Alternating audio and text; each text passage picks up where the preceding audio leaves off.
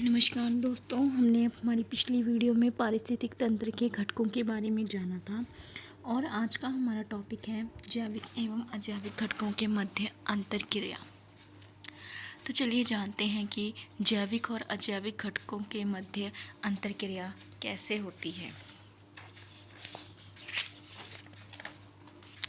सबसे पहले हम देखेंगे उत्पादक। उत्पादक क्या होता है? हमने पिछली वीडियो में जाना था वे जीव जो अपना भोजन स्वयं बना लेते हैं उन्हें उत्पादक अथवा प्रोड्यूसर कहा जाता है। इन्हें सबपोषी घटक भी कहा जाता है क्योंकि ये सौर ऊर्जा यानी कि सूर्य की रोशनी और वायुमंडल से CO2 यानी कि कार्बन डाइऑक्साइड और मृदा यानी कि मिट्टी से जल और खनिज प्राप्त करते हैं और अपना भोजन स्वयं बनाते हैं। इसलिए इन्हें प्रथम पोषण सत्र कहा गया है। इसके बाद आते हैं प्राथमिक उपभोक्ता, जिसमें हिरण, खरगोश या छोटे जीव शामिल हैं जो प्रथम उपभोक्ता का आहार करते हैं, इसलिए इन्हें द्वितीय पोषण सत्र कहा गया है। फिर आते हैं द्वितीयक उपभोक्ता जो प्रथम उपभोक्ता को अपना आहार बनाते हैं, जैसे शेर इत्यादि, और यह तृतीय पोषण सत्र कहलाता है। फिर आते हैं तृतीयक उपभोक्ता जो द्वितीयक उपभोक्ता का आहार करते हैं और इसे चतुर्थ पोषण सत्र कहा गया है। और एक होता है सर्वोच्च उपभोक्ता, यानी कि जो उत्पादक का भी आहार कर सकता है, प्राथमिक उपभोक्ता का भी, द्वितीयक उपभोक्ता का भी और तृतीयक उपभोक्ता का भी। इसमें मनुष्य और पंछी शामिल हैं। अब बात करते हैं अपघटक की। अपघटक क्या होता है? हमने पिछली वीडियो में जाना था वे जीव जो अपना भोजन उत्पादकों एवं उपभोक्ता के मृत शरीर को अपघटित कर प्राप्त करते हैं, उन्हें अपघटक कहा जाता है। ये अगर उत्पादक की मृत्यु होगी तो ये उसका भी अपघटन करेगा, अगर प्राथमिक उपभोक्ता की मृत्यु होगी तो ये उसका भी अपघटन करेगा। इसी तरह द्वितीयक और तृतीयक उपभोक्ता भी अगर मृत्यु होगी तो ये उसका भी अपघटन करेगा और उसका अपघटन करके ये उसे फिर से मृदा में मिला देगा और यही सर्कल फिर से चलता रहेगा और इसी सर्कल को हम जैविक और अजैविक घटकों के मध्य अंतरक्रिया कहते हैं।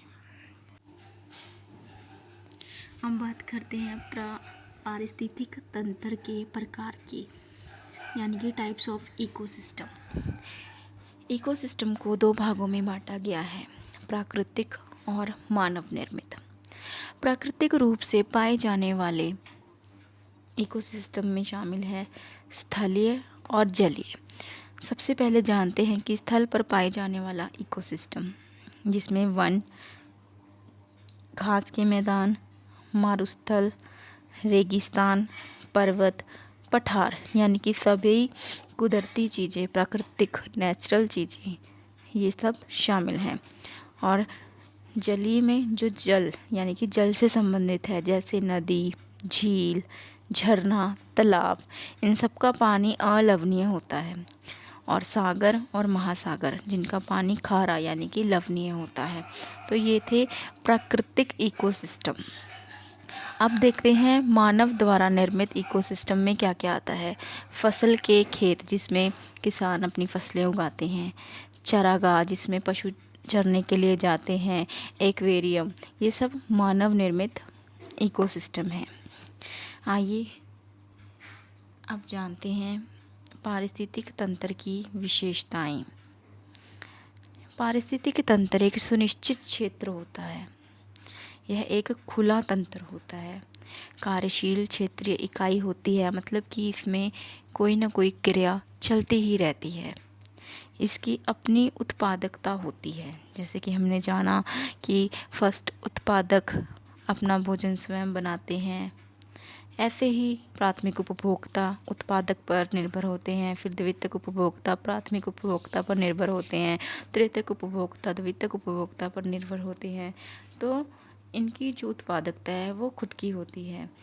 उसके बाद इसके तीन मूल संघटक होते हैं, ऊर्जा, जैविक और अजैविक।